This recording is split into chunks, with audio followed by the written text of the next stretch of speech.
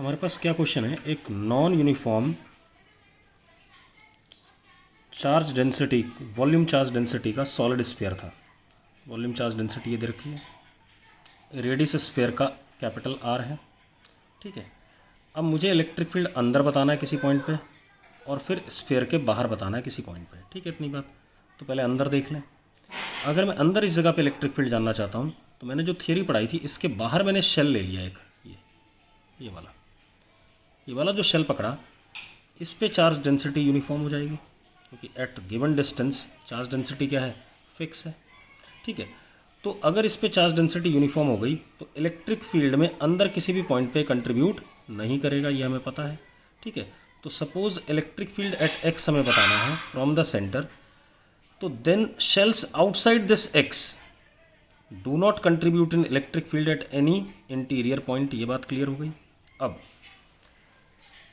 अब शेल्स जो एक्स के अंदर हैं, इस पोजीशन के अंदर हैं, ये वाला शेल जैसे मैंने पकड़ा, ये वाला शेल क्योंकि यूनिफॉर्मली डिस्ट्रीब्यूटेड चार्ज है तो मैं इसके सारे चार्ज को कहाँ मान सकता हूँ, सेंटर पे मान सकता हूँ, पॉइंट चार्ज। तो सेंटर पे मान सकता हूँ, तो इस पे अगर चार्ज इस शेल का डी क्यू है तो इस पॉइंट चार्ज की वजह से इलेक्ट्रिक फील्ड बाहर की तरफ क्या होगा, के डी क्यू अपॉन कितना डिस्टेंस है एक्स, के D Q upon x square लिख दिया मैंने।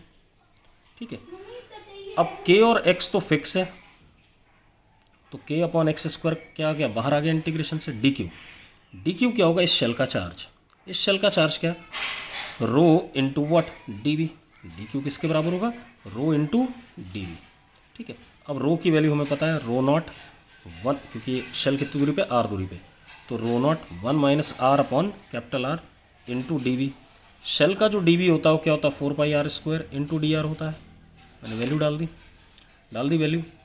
अब जरा देखो, जो कांस्टेंट था बाहर आ गया, निकाल लिया, रो नॉट बाहर अपॉन एक्स स्क्वायर के 4 pi R square D R. अब आप एक काम कर सकते हो, आप क्या कर सकते हो, के को 1/4 पाई एप्सिलॉन नॉट लिख सकते हो, 4 पाई से 4 पाई कट जाएगा तो ये कुछ इस टाइप का रिजल्ट बनेगा। मुझे कहाँ तक इंटीग्रेट करना है, ये शेल्स कहाँ से स्टार्ट करेंगे, जीरो से लेकर के कहाँ तक, एक्स तक, क्योंकि सारे शेल्स ये वाले क्या करेंगे, इलेक्ट्रिक फील्ड में यहाँ कंट्रीब्यूट करेंगे। तो integration from zero to X कर दिया मैंने। जब मैंने integration from zero to X करा तो मेरे पास इलेक्ट्रिक फील्ड का ये फॉर्मूला आ गया, at any point inside sphere x, जब अंदर है किसी भी स्फीयर के किसी अंदर वाले पॉइंट के लिए। अब आते हैं for any point outside sphere. Outside sphere अगर कोई पॉइंट है, ठीक है बेटा, तो जितने भी शेल्स हैं इस स्फीयर के अंदर वो सारे के सारे पॉइंट चार्ज माने जाएंगे सेंटर पे।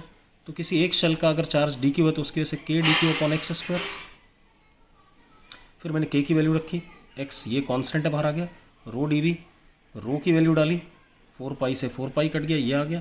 अब इंटीग्रेशन कहाँ से कहाँ तक, जीरो से आर तक, क्योंकि चार्ज जीरो से लेकर के आर तक सारा का सारा इलेक्ट्रिक फील्ड में कंट्रीब्यूट कर रहा है, तो हमने डाल दिया।